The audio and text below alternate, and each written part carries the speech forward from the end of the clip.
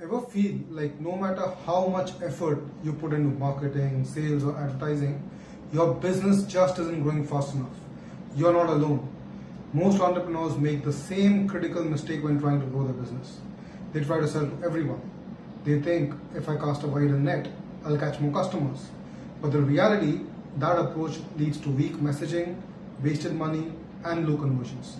Here's my personal quote of what a company is. A company is not defined by the products they sell, but by the problems that they solve. Think about the most successful brands today: Facebook, YouTube, Salesforce, Starbucks. Do you think they become industry leaders by trying to attract everyone from day one? No. They started by serving a highly specific ideal customer profile, ICP. That's what we are going to be breaking down today.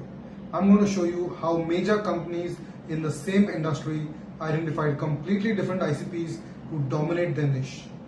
Why defining your ICP early is the key to rapid growth, and how you can apply this to your business so you stop wasting time on the wrong customers. Stick around till the end because I'll be giving you a free resource to help you with your go-to-market strategy and also help you define your ideal customer profile. And trust me, this could be the game changer that your business needs. Let's look at some examples of some of the largest companies, more specifically social media platforms that all aim to connect people and connect online. But have you wondered why we don't just have a single dominant social media app? And why do we have Facebook, Instagram, YouTube, Twitter all thrive instead of a single player crushing the rest of them?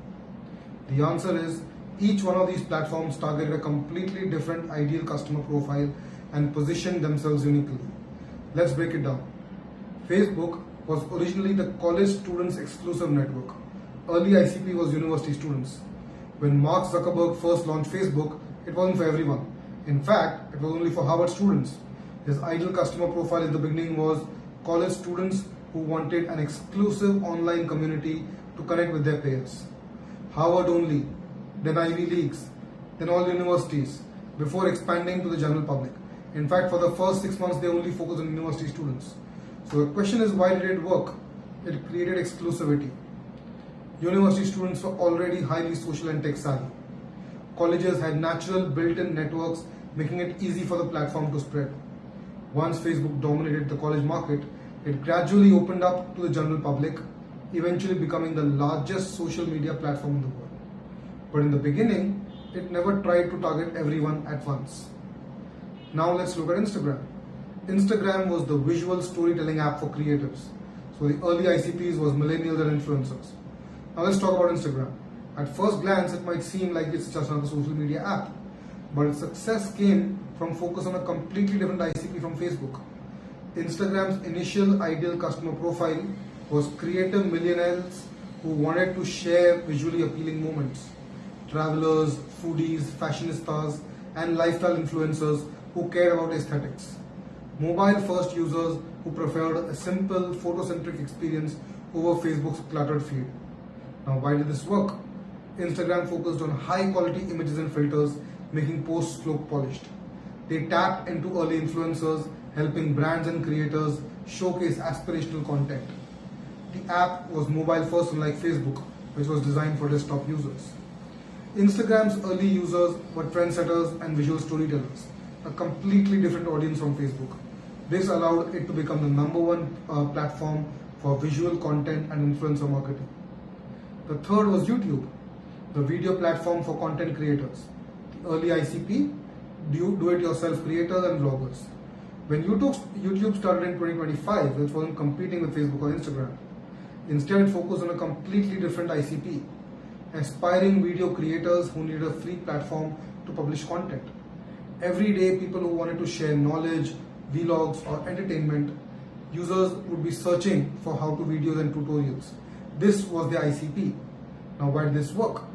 Because YouTube positioned itself as a video-first platform rather than a text or a photo-based social network. It empowered anyone to become a creator rather than just a person consuming content. It tapped into education and entertainment with do-it-yourself tutorials, gaming content, and vlogs becoming massive. YouTube's success wasn't about competing with Facebook or Instagram. It was about serving video creators first, which made it the dominant video platform globally. Let's look at Twitter, the real-time news and discussion hub. The early ICP was journalists, thought leaders, and professionals. Now, Twitter took an entirely different approach. Unlike Facebook or Instagram, it wasn't about social connections, it was about real time conversations. Twitter's initial ICP was journalists, politicians, thought leaders, celebrities who needed a platform for instant news updates. Celebrities and public figures who wanted to engage with fans in short, digestible messages. Professionals and marketers who used it for networking and trending discussions. Now, why did this work? Twitter's 140 character limit. Forced, concise, fast-paced conversations. News outlets and journalists adopted it early, making it the go-to place for breaking news. Thought leaders and politicians used it to build influence, which attracted an intellectual and professional audience. Twitter didn't try to be a social network for everyone. It became the leading platform for real-time discussions and trends. So what's the big lesson here? Even though Facebook, Instagram, YouTube, and Twitter are all social media platforms, their success came from choosing a specific ICP and dominating that space. Facebook, it focused on exclusively college networks before going mainstream. Right now, it's primarily a population for adult audiences, which are primarily 40 plus. Instagram focused on visual creators and lifestyle influencers before expanding. YouTube focused on do-it-yourself creators and video bloggers before becoming the global video giant. Twitter focused on news journalists and professionals instead of general social networking. Each platform succeeded because it started with a narrow ICP, built dominance, and only then expanded. If they had tried to serve everyone from day one, they wouldn't have stood out, and they probably wouldn't have existed today. So the question is, what is your ICP? Now let's bring this back to us. Are you trying to sell your product to everyone? Or are you defining a clear ICP that you can dominate first? Let me know in the comments below and we can have a good discussion and discuss that in the next video. Who do you think your ideal customer profile is? And if you found this valuable, hit the like button, subscribe, and share this with your friends who are entrepreneurs and who need to know about this. And if you want help defining your ICP, check the link in the description below for getting the free masterclass on go-to-market strategy which I've created. Now that we've seen a global example, let's see an example right here at home. Here's a detailed breakdown of the cafe players, adding deeper insights into how Cafe Coffee Day, Barista, and Starbucks each carved out their unique ICP in the Indian coffee market.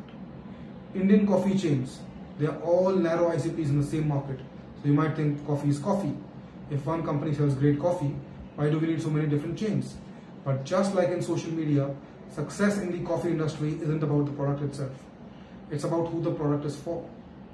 India's cafe culture has exploded in recent years, but the three original chains, Cafe Coffee Day, Barista, and Starbucks, each succeeded by focusing on a specific ideal customer profile. Let's break it down. Cafe Coffee Day, or as we well know as CCD, was the affordable youth hangout spot. First up, we had Cafe Coffee Day, the first major player in India's cafe culture. But here's what's interesting. It wasn't built for coffee connoisseurs. It was built for young and casual meetups. CCD's ideal customer, the ICP, was college students, young professionals who were looking for an affordable social place. Groups of friends and first-time daters who wanted a casual, friendly atmosphere to hang out. Urban and semi-urban areas where there were fewer options for meeting up outside the home. So why did this work? CCD focused on affordable pricing, making it accessible to students and young professionals. It created a hangout culture and not just a coffee shop where people stayed for hours, not just a quick cup of coffee. Instead of ultra premium interiors, CCD designed comfortable spaces, casual spaces with cozy seating and board games. It positioned itself as the go-to-market place for first dates, job interviews, and casual group meetings. CCD's success wasn't about selling coffee. It was about selling an accessible social experience. That's why it became the largest coffee chain in India with over 1,000 plus outlets. Next up, we have Barista. Barista is the premium Italian coffee experience for professionals. Now, while CCD focused on students and casual drinkers, Barista took a completely different approach. It positioned itself as India's premium Italian-style cafe.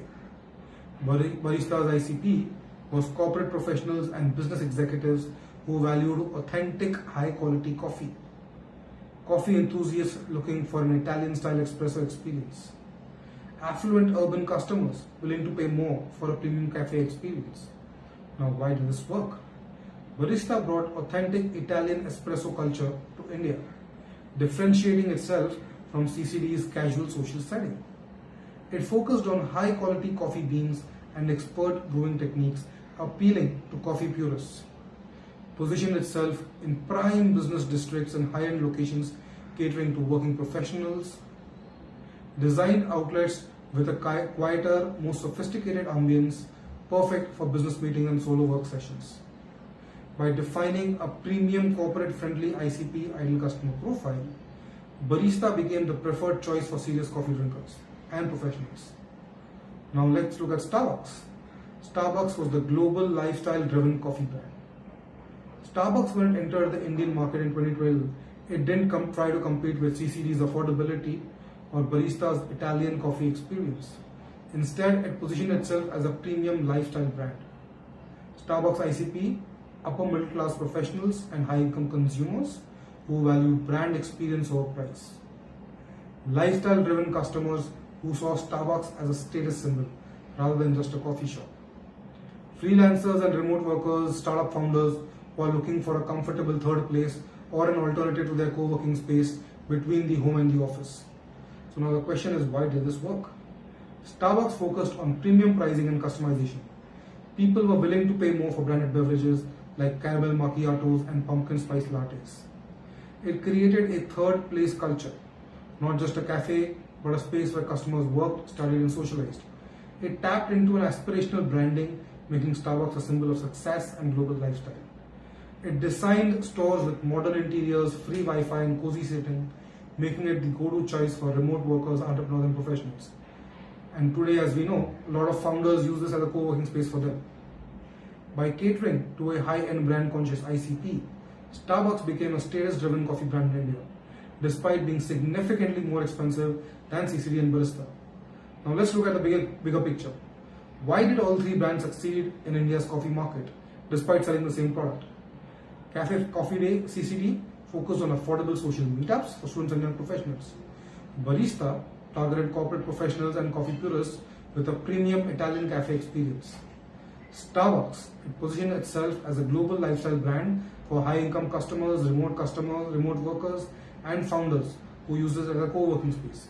So same industry, same product, three different ICPs, which led to three unique paths to success. If CCD had tried to be as premium as Starbucks, or if Starbucks had tried to be as affordable as CCD, both would have failed. So the lesson is, your business doesn't need to serve everyone. It needs to serve the right audience better than anyone else in the market. So, what is your ICP? Now I want to hear from you. Who is your ICP? Are you crystal clear on whom you serve? Drop a comment below. Let me know in the comments who exactly are you serving and which coffee brand do you resonate with most and why. If you found this content valuable, hit the like button, subscribe button and share this with a fellow entrepreneur who needs help with growing their business. If you need help defining your ICP, check the link in the description below for my free go-to-market strategy masterclass, which includes the ICP as well and the link to my page, the one-page go-to-market strategy. See you in the next video. Take care. Bye-bye.